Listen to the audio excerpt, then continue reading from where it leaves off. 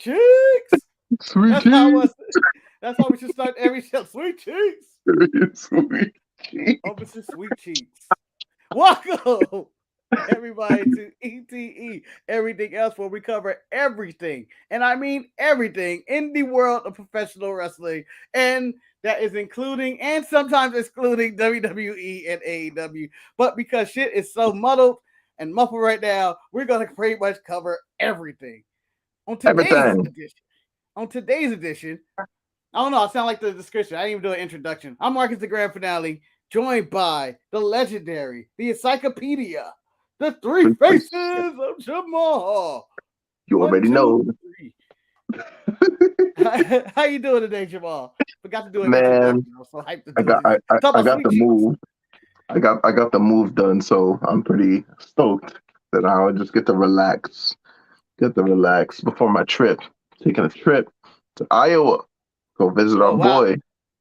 Gonna go Oh, visit our Stafford. boy Clint Die. Oh, okay. Go to Iowa. I'm gonna say this right now for the record. For the record, have no intention of ever going to Iowa ever. Just feel like this. What am I doing here? You don't want to go What am to I Des doing? Moines, man. You don't want to go to Black Hawk. Oh, what's it? What's it? Black something Academy. You don't even know what it's called. Black Something Academy. Only thing I know about Iowa is Field of Dreams, and I guess Clinton lives there from the mid card matches. The I'm main going there takeaways from for Iowa. Yeah, I'm going for CEW's Bridge City Slam. Is gonna basically be there like WrestleMania and stuff like that. Hopefully, I get to Oh. interview some people. Carlito's gonna be there. Victoria's gonna be there. Ted DiBiase's gonna be there. Farouk's gonna be there. Hopefully, the Which injured Ted Matt DiBiase Cardona is Jr. gonna be or there. aren't you sure Ted DiBiase is gonna be that? For the DiBiase's got some scandals going on. It's supposed to be senior, but like we'll see. I heard some It's stuff going supposed on. to be senior, DiBiase is living a gimmick right now. but look, Hornswoggle's gonna be there. I'm ready. I'm ready, man. All right, that sounds like an impressive show. But tonight we're gonna talk about another show you attended. That is House of Glory. Holy Holy Grail. Grail. The Holy Grail. So the beautiful thing about this show is that it's the beginning of the World Heavyweight Championship tournament. I forget why it was vacated or why it's vacant, but but the tournament is basically like every time House of Glory happens, that's gonna be the whoever wins. It's like you continue going on. So the first matchup of that is gonna be the top dog Jonah versus the Imperial Unit Jeff Cobb. Just big man slapping me. The two biggest guys probably in the circuit right now. Two of the strongest guys probably also in the circuit. Just meat on meat. That's what this main event was. And really good cardio for a big man. Because I know personally, as a big man, I would have been gassed the first 5 minutes. Because they were just lifting and running and throwing. And like even in the beginning when they're doing the colliding with each other, I'm like, I'm tired right there. Like you two dudes are just running into each other. And it it is took them exhausting. it took them both a while before both of them knocked down to the ground, fucking Yeah. colliding with each other, running to the ropes hard and doing the damn thing. But man, I did not expect the outcome though. No, me neither. Me neither. I thought it was gonna seriously go the other way, but oh my god, I'm blanking out. I'm blanking out. Who won? God damn it! It was Jonah Jonah hit Jonah won. Jonah hit Jonah won. The top Jonah hit dog. his best Bam The Bam Bigelow. tsunami. His best Bam Bam Bigelow impersonation without the headbutt. It's his whole body. He said, "Fuck it." Man, Bigelow should have just put this together. Why did he go with his head, which is only 10 pounds? We can use all 400 pounds of me. But Shout did out he to Jeff have Cobb, man. That boy is strong as hell. now he's strong. He's at the point where you gotta say he's strong, man. Like that's that's ridiculous. I mean, he was able to suplex him and then he held him for a bit for like the T-bone. I was like, this is insane. This is insane strength. And they were saying like how big, Jeff Cobb is, which he is big, but Jonah is so much more bigger. It's just like So much more bigger. Like, just and I met both of them. You know, I have photos with both of them, and you can see like the discrepancy in the size. So, so Jeff Cobb really living his best Michael Elgin life, essentially of just being ridiculously the Michael strongest man Elgin. probably in Michael Elgin. he who must not be L named. He's doing some things, and I forgot where though. He's in Mexico. Yeah, I know. He Where he has where a all bad where all reputation the here in the United forbidden States right wrestlers now. go. Where all the The real forbidden forbidden wrestlers. door. Mexico's the real forbidden door where you have Sexy Star who will break your arm, Michael Elgin who's accused of all types of things, Tessa Blanchard, Marty Scurll, they're all there. L.A. Park, beating the shit out of me. God, If you want to know where your favorite cancel wrestler is, Mexico. Mexico. Because Mexico is the way to go. where they will say, "We don't give a fuck." You could draw a house. Show up. Sí se puede. Yes, we can. Sí se puede. All right. So there was a lot more on this card. The main event was phenomenal. I guess the co-main event would be Charles Mason versus Ken Broadway. Was that the second match or was it the Briscoes? I can't remember. I got it mixed up probably. The Briscoes would actually be the main event because the co-main event because of the caliber of the that the Briscoes are in the tag team realm.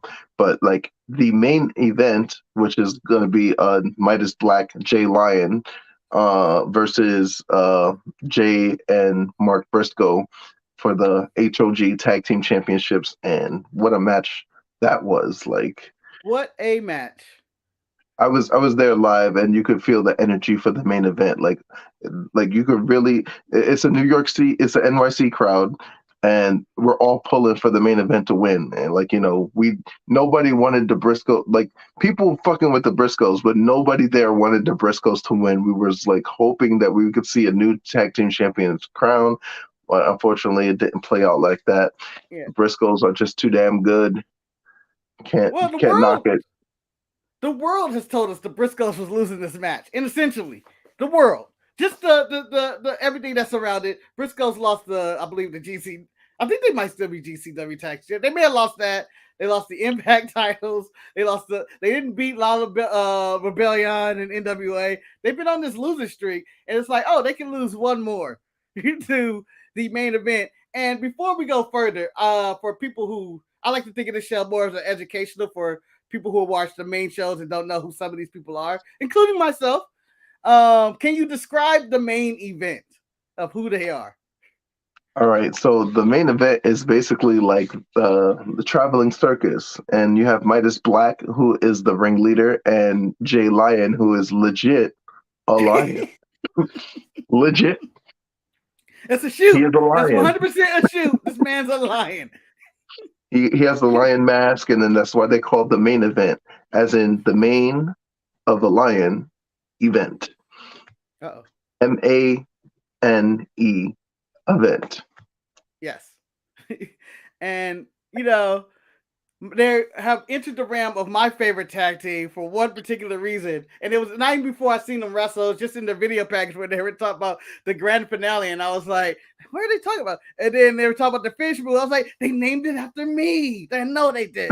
They had to. They know me. They swear. Oh, no, but they call it the grand finale. And the entire match, I was like, oh, when they hit this, I want to see exactly what this move is. Because they showed me the clips, and I was like, oh, okay, is this basically a pop-up face buster of some kind? Yeah, so they basically did this move in the match, and I thought it was over. Once they hit the when they hit the grand finale, I was like, they did it. I hopped out my seat. Genesis was next to me. I was trying not to spill beer. I was just like, yeah, let's go. But that didn't happen the way that I thought. Yeah, the pin was broken up. As it's been stated, no one has ever I think to this day still hasn't kicked out the grand finale. It was just broken up in that pinfall as they sold it. And it was a really exciting match because it didn't even though I felt like the Briscoes was going to lose, they still didn't. And it was like, oh, damn, this is still like back and forth, false finishes everywhere. The main event seemed like they really had it. And one key thing that I liked about the main event, after they left, even though they lost, they still stayed in the ring, took their bow as if the circus show was over. It was a really good match. Really great match. One of their best matches that they've ever had. Yeah. And I've been to a lot of their shows. It just proves that that's what the indies needed. It's just, the benefit of some of these places closing down or people going all over the place is that you get to see some of these guys, like the main event, get elevated by working with people with the Briscoes now that Ring of Honor's out and they have really no home, which the Briscoes should have a home. I don't care what Turner says. Give them anywhere. They should be on a consistent show weekly. They are the best, if not top 3 best tag teams in the world. They signed with Impact for a little bit. I don't know if that's a month contract or a monthly contract or whatever not, but they're with Impact right now on the roster. Yeah. I think they had a match last week on Impact as well. So I don't know if it's long term or not, but hopefully they're making all their money. But according to some people, they make a lot of money off their chicken farm too. So hell yeah. Sandy, them boys from Sandy Folk. Them boys from Sandy Folk versus them boys from Queens, New York. The main event versus the Briscoes. Woo! We them boys.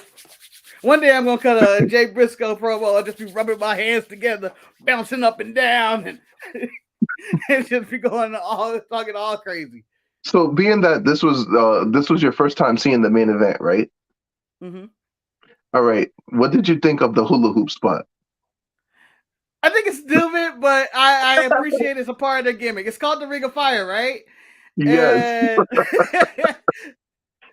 Even though we went to go get it, it takes forever. He's like, oh, let me go get the hula hoop. You're going to go here and do this. And then when it didn't work and the Briscoes just basically knocked them out, I was like, they probably shouldn't have went for that spot. But I'm bored. It's whatever. It goes well with them. It goes well. If they're going to be a circus act, may as well bring out the hula hoop and jump through the fucking hula hoop. If you're going to do a dive, do it. When I went to the WCW show, the women wrestling, the one that was the main event, they did the Ring of Fire spot, and it almost hit Jay Lyon almost hit Genesis. It was hilarious. She didn't know what to expect. She was like, "Oh my God,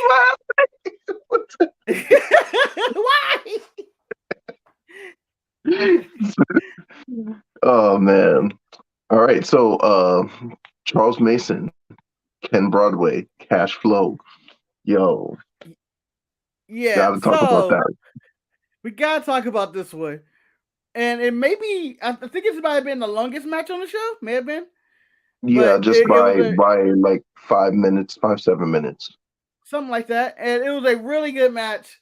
Charles Mason is a combination, I bet, as we discussed earlier, of MJF meets Charles Manson, basically Christian Bale and American Psycho. His origin story, as you let me know. Oh, I'll let you do it. You tell the origin story because I'm just gonna probably be like, eh. So basically, Charles Mason used to be like, this rich, privileged kid. Like, he has so much money that he doesn't know what to do with and everything like that. And then he decides to take on pro wrestling. And he was always this heel character and stuff like that. But then he snapped. He became crazy. He started putting chloroform and kidnapping motherfuckers. And he just got crazy. He just went crazy. And then he had this fixation on becoming the House of Glory Crown Jewel champion. And now he is. And ever since then, he's the root of all evil, man. Root His name, of all evil. The root of all evil. He came out with Carlos Ramirez as his insurance policy, as that's been dubbed. They were trying to do anything to distract the ref and do a lot of shenanigans. And, I thought Ken Broadway was actually going to get him once they threw him out. And there's a lot of near falls. But overall, just a really good physical match. I think Ken Broadway took a knee to the face that busted his he may even lost a tooth or something. It busted his mouth open. But these two went hard on each other, and it was like, oh wow, this is intense. And for me, I was like, damn, I wish I had more of a backstory, because I found out that basically off the commentary what was going on. Ken Broadway hasn't been a champion in about 2 years. I think he was the Crown Jewel champion about 2 years or something ago. 2 years ago. Like 2 years ago. Yeah. And hasn't been able to reach that success. And then, the match basically ends with shenanigans, though. Shenanigans. So here's the thing with the shenanigans, right? So Ken Broadway hits the current ref, knocks him out of the ring. Nick Shin, I remember, he took Nick Shin the hell out. Boom, knocks him out. Yeah. He didn't mean to, because Charles Mason pulled him across the corner. Here comes a new ref. Comes in, makes the count, but he counts mighty slow. I'm talking I was like, slow motion slow. And I was just like, what's going on here? Yeah, it was an obvious slow, and I was like, oh, like really, literally. Like, it took me aback, because he came out there, and I was like, that's a weird looking ref. And then he was like, because he got the goggles and everything. Yeah.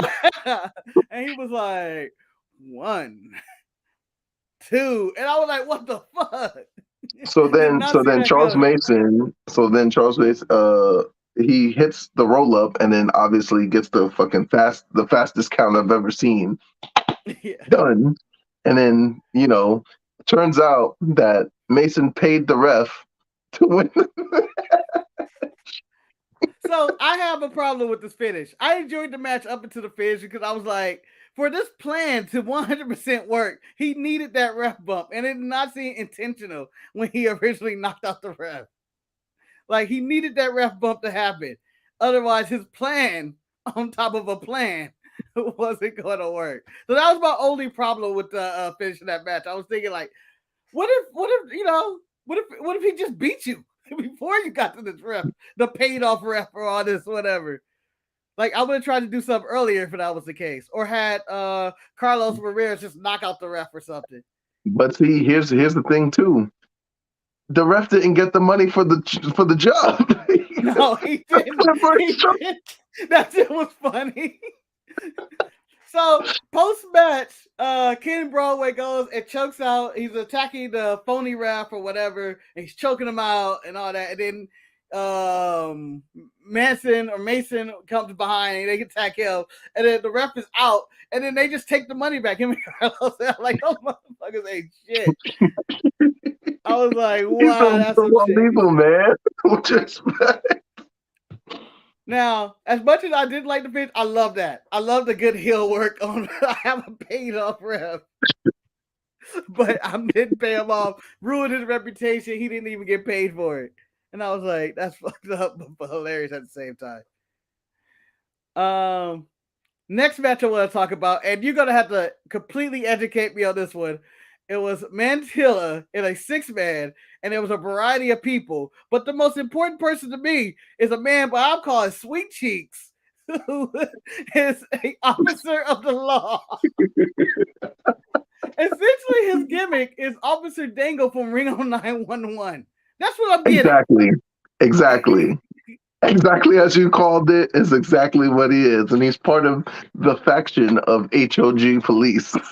Yes. I was like, there were more of them? Because there was the girl, I don't remember any of the officers' name that came out. And then there was another guy that came out, and I was like, they legit have a police faction in this one. This is the legacy of the Big Boss Man right here. Right here in the Mountie. Oh man. So my son Sweet Cheeks, you had the Last Entertainer Encore, and you also had Mantequilla, which is butter in Spanish for those that don't know. Smooth as butter. And then he comes out with Mucha Lucha theme song, So if you ever heard the Mucha Lucha theme song, think of Mantequilla. Then they had a little guy, the baseball player. Oh, that's what's his face? Burgundy. Yeah, Brian Burgundy. But he's basically, his gimmick is that he's really big, even though he's tiny. Yeah, that's what you get. He's really tiny. He's basically like he's short. Johnny He's not in AEW. About that height. He's not tiny. He's short. He's Marco Stunt with like built. Yeah. He's like a built Again, Marco just Stunt. like Johnny Hungy. He's like that size. He was in this one. He was dressed like essentially 2003 John Cena, Robert Thuganomics in Yankee gear. Play a little wiffle ball before he came out. Stood on a step stool while he was doing it. Basically, his whole Really gimmick is big. really short. Again, if this was WWE and they did this to Shorty G, people would have been outraged. But this man is doing it to himself. Gotta work. You gotta live your gimmick. But basically, this 6-man also involved the Charles Mason's his hired hand. Insurance policy. Yeah, his insurance Carlos policy. Ramirez. And basically, before the match, there was like a little promo being cut because Casey Navarro, which is the 6-man cruiserweight champion, he didn't show up. He's in Miami and living a good life. And he was like, "You guys got to give me a reason to come back to HOG. So until you give me a reason to come back, I ain't coming back. Give me a reason to defend this belt." So Montequila, all these people in this match are part of that like division. So they want a shot at what Casey Navarro has, which is the cruiserweight 6-man championship. So basically, this was just a showcase of all those people that's in that division, except for Carlos. So okay. And in this match, this was the match that featured like the pump handle power driver that I think killed. I forgot who he landed it on, but I was like, was that Sweet Cheeks? It was Sweet Cheeks. Sweet Cheeks took that bump. Sweet Cheeks died. Blew me out of my seat. I was like, he killed him. He killed Sweet Cheeks. Damn it. Like it was a pump handle power driver. I've never seen that move before. And I was like, he killed him. I was poor like, that is the yeah, poor Sweet Cheeks, who did get up after, which caused the post-match shenanigans or whatever, and the other police officers coming out. But yeah, he killed him in that. And it was a solid match. When I blown away by it, I was like, it was more that I wasn't familiar with any of the characters. I was just blown away by an officer named Sweet Cheeks and trying to put like, why would this be you? Why would this be you? And then I'm going like, what else would it be? What else? Like you just grow into it in that one. And the startup match was the ACH versus Low Key, with ACH filling in for Will Ospreay, right? Yep. Will Ospreay was supposed to be scheduled to go against Low Key, and it was supposed to be one of the greatest matches ever. But Will Ospreay was injured. He was hurt. Basically, he couldn't make it. So they replaced him with ACH. Some people was jacking it, some people wasn't jacking it, and you know, it was just one of those good matches. What made this match kind of unique was because Low Key right now is the professional of professional wrestling, and he wears his Hitman gear. But for this match, he took his Hitman gear off and then went back to his old school ways, like Senshi or Caval in WWE. He had that type of gear on. Oh, wow, he brought up Caval. I haven't heard that name in 100 years. Caval. MVP for a tag partner. Shit. Messing around with Leiku. So, I forgot about that shit. Yeah, that was the start. They were his trainers in the original NXT. Talk about a mixed match of people right there. Craziness. But Low Key and ACH did have a good match. They did have a solid match. It wasn't like, you know, Cabal. No. Cabal is Mortal Kombat. Cabal is Mortal Kombat, but Cabal, like from WWE. Cabal. Because I remember I wanted him and MVP to be officially a tag team. No, it's Cavalin. Whatever. They did it later in Impact. Yeah, they did with the Beatdown Clan. Underrated faction. Love the Beatdown Clan. It was basically just black dudes in kabuki matches.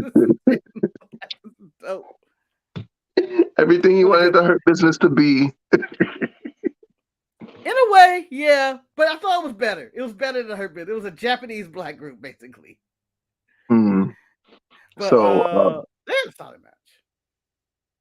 then they had the HOG Women's Championship match. It was supposed to be against Janelle Kai, but like I don't know what the story was, but she ended up facing Sumi Sakai for the championship. Real test for her. Yeah. Sumi Sakai, veteran of the game, who I believe they said was retiring soon or something like that. I believe that's what they're saying on commentary. I don't know. She's on her farewell tour. So no one ever really retires. Ric Flair's coming back for one more match. did you Jerry see Funk his still got a workout retirement schedule? match one day. Yeah, yeah. I'm like, Rick, just chill, Rick. Rick. But Sumi Sakai ends up losing this match to the House of Glory Women's Champion. What's her face? What's her name? Natasha it's Russian. Marvich? Something like Markovich. Yes, Natasha Markovic. And then basically she she won by roll up. She won by a roll up. And I hate roll ups. I'm okay with roll ups when they're well done. If it's like a cool roll up and I didn't see it coming or something like that, but this was one of those typical roll up. This was a 24/7 roll up, basically. When I was like, oh, that was it. Son, Sumi Sakai was whooping her ass the whole match. Let's just be honest. Let's keep it a buck. Sumi Sakai should legit be the House of Glory Women's Champion, but she got rolled up. That's the story of my life. I had everything together, and then someone rolled me up. Fucked my whole life up. It just went the wrong way. I had everything. I was like, what? This close for $1 million. And someone came behind, rolled my ass up. Fucking cost me everything. Roll up is death. Roll up is death. So yeah, that was basically the House of Glory show. Oh, one more thing. The House of Glory World Heavyweight Championship continues. Jonah won the match against Jeff Cobb, so he's going to advance to go against this next person, which I'll let you introduce him. Oh man, this dude tried to burn the entire ring and everybody in it on Sunday. This is Eddie Kingston. I thought Eddie was gonna show up, and I was like, Eddie's working a busy schedule. He showed up to this, and then was at Double or Nothing either the next night, because I believe it was the same weekend. But when they announced it, I was like, oh, that's gonna be a badass match, because Eddie Kingston is probably one of the most entertaining wrestlers out right now. Whatever, hands down, just he'll give you everything, whether a good match promo, just good character and story. And I look forward to seeing him and Jonah. I don't know who's gonna win that one, honestly. Because it's one of those I gotta advance Eddie Kingston. I don't know. It's definitely going to be one of those pick'ems because even with this match with him and Jeff Cobb, it was a pick'em. Like whoever wins is okay to me. Like these are matches I don't think I've seen or wouldn't be able to see. You know what I'm saying? Yeah. On the commentary, they were talking about Jonah and how after he got released by the WWE, Shawn Michaels immediately texted him and was like, just prove those motherfuckers wrong. Literally his text, why you should be the man. And I feel like Jonah's going to do that and just prove, because I feel like that was one of the releases that I was like, but why? This dude is he was on top of the world. Yeah. Like I felt that was one of the more shocking, like, why? Like his how when you do meet and greets, they have like the little photos and stuff like that. One of the photos was him in a suit with the NXT North American Championship, and I'm just like, it reminded me. I'm like, fuck, man, like he was just there. Yeah, literally just there. But as WWE does their corporate release. The mighty does not fucking kneel to no one. Yeah. He's still top dog. He's still top dog right now. I see you got the hat. I don't know if you bought the hat before or after the match. No, this was before when I met both of them. So I did get merch from both of them. So I paid Jeff Cobb my $45 to get this shirt. I paid Okay. Top Dog this little $30 hat. I paid them. I paid them to beat the hell out of each other. Beat the hell out of each other, all right? I'm on both sides. You see, I got the hat and the shirt. You Son, know. I paid them. But It's overall, I good, thought it was a bro. solid show. And I thought It, the time of the show was the perfect I want for a pay-per-view time. It was 2.5 hours basically of a show with 10 minutes of like intermission or something like that. That's all I need for a wrestling show. I don't need you to go 5 hours. And I'm talking to AEW and WWE right here. I don't need these 5 hours, 4 hour shows. 2.5 hours is a sweet spot. You get everything in. There's no nothing in the middle that you go like, I don't need to see that. But this was a nice, we just have it all together. We're done, in and out. if you guys ever want to watch any of the House of Glory shows, if you go on the Fight app, there's a bunch, plethora of House of Glory shows that you can purchase. You know, these dudes still got to get paid, but the matches that you are paying for would not only surprise you and shock you, but you know, you're gonna get your money's worth. Sometimes it's like what it was like, what, $25 or something like that, or Yeah. $19. This one Sometimes the was only show 14. fluctuates depending. Yeah, so it's like $15. You can pay $15 for the Uber guy to Yeah. fucking bring you a That's sandwich. food. Watch, That's food so, right like, now. Yeah. Watch you wrestling. know, Support wrestling, goddammit. support Free indie bucko. wrestling. Yeah. And House of Glory has actually featured so many different talents. All the talents you've seen today, apparently, wrestled and came through the doors of House of Glory first. Like a bunch of them. Just to let you know. Moving on to other events in the world, all the way to Japan to talk about the best of the Super Juniors. Still going on. Next week will be the final week, the finals, which we've learned will be El Desperado versus Hiromu Takahashi for a rematch from 2 years ago, and Hiromu going for his third straight best of the Super Three Juniors. times in a row. That's crazy. That's got to be some kind of record, bro. Yeah, That's definitely got to I'm be some assuming kind it is. of record. I think That's if he your wins. boy Kevin Kelly brought it We're up. talking No like one he's has gonna ever did win. this.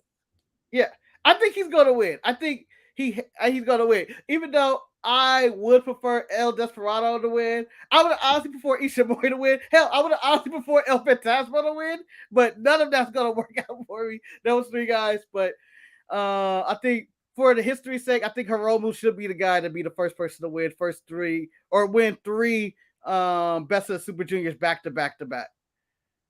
So if he ends up doing this, like, you know, that's just etch his name in the history books of the likes of, like, you know, we talking Jushin Thunder Liger, we talking Hayabusa, we talking, you know, the Tiger Mask, the original Tiger Mask, not this fucking Tiger Mask 4 or whatever the fuck. Tiger Mask 17. But like, you know, it'll put him in a lot of elite company when it pertains to being a professional wrestler in Japan. And this is if he wins. Desperado is one of the most underrated wrestlers right now in the game today. So for him to finally, like, I'm not saying he hasn't won the big one. He's been IWGP junior tag champion, junior heavyweight champion a bunch of times already. If he wins this tournament tomorrow, he is not underrated anymore. He deserves the respect that he needs. Yeah, put some respect Deserves on it. Desperado. One of my Put some favorite respect on juniors Despy's out there. name. And the match that he did to get into the finals against El Fantasmo, fantastic, great storytelling too, in which El Fantasmo just was like, I just need a draw and I get to the finals, fuck everything else. And so he's milking the clock He to go was trying around. to draw the match out the entire time. He was thinking draw. Well, not the entire, the first 10 minutes or so. He was trying to just do a draw. He was like, fuck it. I'm going for a draw. I can't fucking, you know. I can't afford to lose. I can't afford to win. Like, I can afford to win, but I just need a draw. Yeah. I could win the And then, match, but and Desperado was desperate to win. He needed to win this win into the finals, otherwise he's out. And it was like, oh man, this is a really good storytelling. And then after that, it was just back and forth. Tremendous match, just tremendous, just top notch. Other matches to look out for. There was the Will Yuta versus TJP. Yeah, at this point they're both fighting for nothing, but it was one of the better technical matches you would see, in which they were just going through all types of submissions. And what I was more fascinated with was all the cool counters that they had for each other. And it was just really good. It was a lot of good stuff on the show. Check it out from last night. Just a fantastic finish line to the Best Super Juniors. And we're building up to Dominion, which will be June 12th. That's where every day is going to come to a head. June 12th, baby. Where the Bullet Club reigns supreme.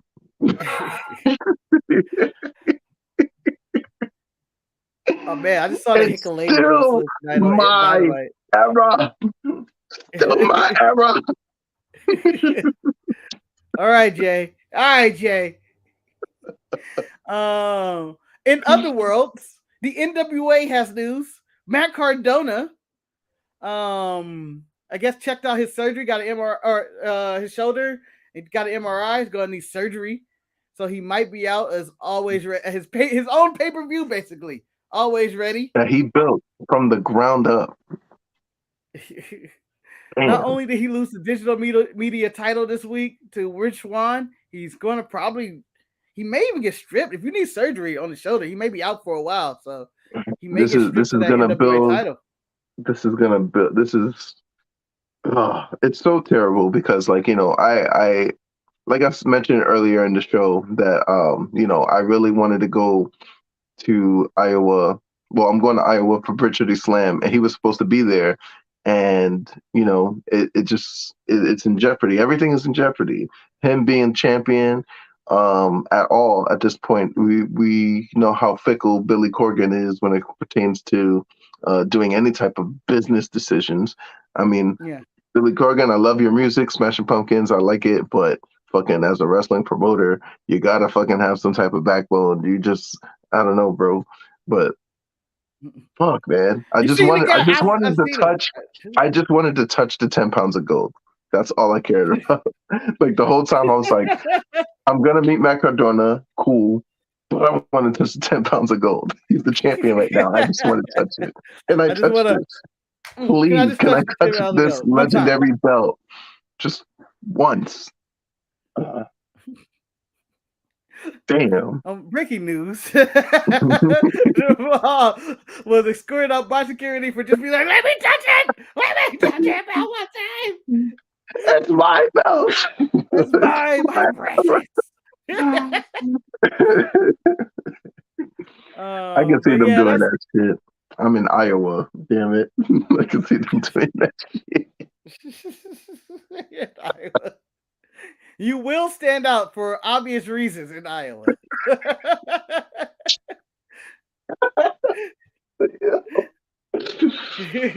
Oh my god.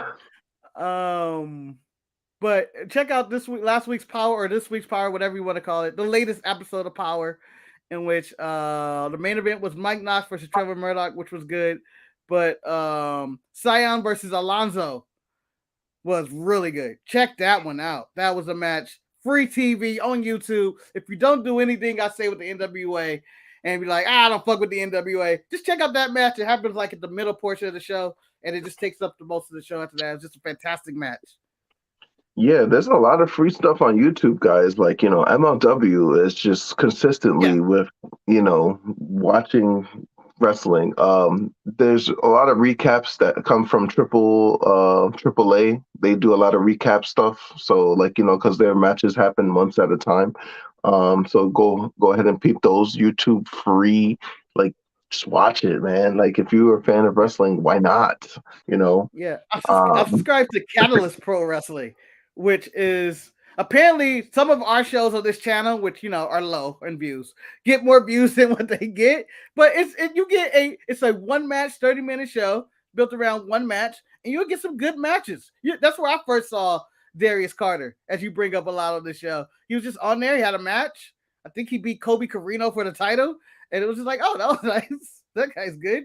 And you just be like, oh, you can see wrestlers here and there. So check out the YouTube stuff. It's a lot of free content, good content out there too. Free. Low Yeah. cost of $3.99. $3.99. Shit. So in the chat, Ross had a question for you, Jemal, and have you seen the David Arquette documentary? I've watched it. Yes, greatest comeback story ever. Former WCW champion exiled from the business as it was. Greatest comeback ever. To his respect, okay, like, he understood when he was world champion that he had no fucking business being the fucking world champion, to his respect. So Yeah.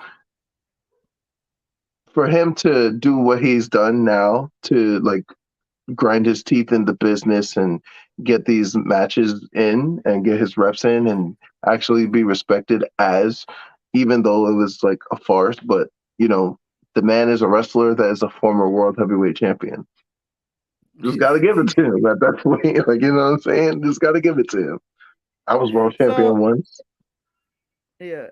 The whole documentary was basically like a redemption story. For that time, he won the world title. And he goes and he's telling you he doesn't want to do it. And he's talking to DDP about it. But Bischoff is like, was it Bischoff? Or was it Russo? I forget. Whoever it was adamant about it. I've seen this a while ago. One of them jackasses. It's got to be a Russo idea. Yeah. So, and then they did it anyway. And basically the whole story of this documentary is him doing what is paying his dues for getting to that and getting back into wrestling. It's something that he grew up loving. He did the movie Ready to Rumble because he's a huge wrestling fan. He's showed up at numerous shows. Terrible movie. Funny. Terrible movie. Oh, it's a horrible movie, but it's a great rewatch. If I have I'm just going like this, like it ages better than what it was because you go back and watch it and you're like, this was the worst part of WCW, by the way. This is the worst era of WCW that this is filmed in. But wrestling full kayfabe. It's so entertaining. Yeah. So entertaining. To me, it's the Space Jam of wrestling movies, in which it's kind of ridiculous, but I think I can still watch it. Ross also commented, he ended up, this is about the documentary, he watched it yesterday, it's fascinating, felt bad for him, but also happy that he got to have his comeback season general wrestling man. Basically, he goes through a bunch of hardcore matches, and I think it ends with, I don't even know if I finished, it's been so long. I think it ends with him fighting Nick Gage, right? Or something. Nick fucking Gage, man. And he like kills him. Of all the deathmatch wrestlers that you want to wrestle, you say Nick Gage. Fuck. Yeah. So check that out. I believe it's on Hulu right now for those who haven't did. It's a good watch. You get to watch David Arquette struggle with it and get to see him go through his new family. Courtney Cox, I think, is featured on it, just talking or something. Nobody cares about hole. Shut your hole. Yeah. But that is it. Hopefully we gave you guys a lot of stuff to check out this week. You don't have to just check out the WWE and AEW. There's all these alternatives. Again, YouTube, House of Glory. You can watch free shows. There's stuff on Fight everywhere. It's cheap too. Go ahead, enjoy your wrestling. I gotta go. I know normally I would ramble on or something and talk about video games or even ask you. Oh, quick question. What do you think of the Obi-Wan series? I just started it. I need to watch the second episode to give you a full analysis. Okay. Next week, you'll get your full analysis of the first 3 episodes of Obi-Wan. 4. So we'll see you guys next week for everything else. Who knows what we're covering? I think it's the finals of the Best of Super Juniors. Isn't Hell in a Cell coming up? No. What's coming up? NXT in your house. Yeah, they're both this weekend. Well, you and Manny is gonna take care of the Hell in a Cell and all that stuff like that. But what's good? Slammiversary build up. Yeah, Slammiversary is coming. Build up. Yes, we could probably cover an episode of Impact. I think we only cover the pay-per-views of Impact. We never actually talk about the actual show of what's going on Impact. A lot of interesting shit, like Aces and Eights. They back. They back. Oh, that's what I was gonna wear. I totally forgot I was gonna wear my Aces and Eights shirts. They fucking back. I don't know how you bring him back without Bully as the leader, but it's D-Lo. What you call him? What's West Briscoe? The Briscoes, the Briscoe Lights. Yeah. Briscoe. So the Aces and Eights are back. The original biker game in wrestling. Before there was a Bullet Club, there was an Aces and Eights. Or they were about kind of around the same time. Around the same time. It was about around the same time. One is ripping off the other and no one cares. All right. I'll see you later. We'll do our point. Goodbye, y'all. Check you out. All the stuff throughout the week. Untitled Media Market Show, Raw's Retro Friday, Watch Alongs for NXT and Hell in the Cell. Hell, there may even be a Sharpshooter podcast. We're not stop talking this week. That's basically what's going on. No breaks. As much as we had a break last week, no breaks this week. No days off. We're on that Jerry Young shit. Oh, I'm sorry. What's his name now? Fine, whatever. Darren Young. Fred Rosser. Fred Rosser. No break. Yeah. No days off, Mr. No Days Off. No days off. He's trying to be the top dog on YouTube. Yeah, he went from being Black John Cena to the Black Stone Cold. If you look at him now, with his bald and with a goatee and black tights. All right, I'll see you guys later for real this time. Later. Have a good day. Oops, almost hit the wrong button again. You almost hit the wrong button again, bro. It's a gift. I don't know.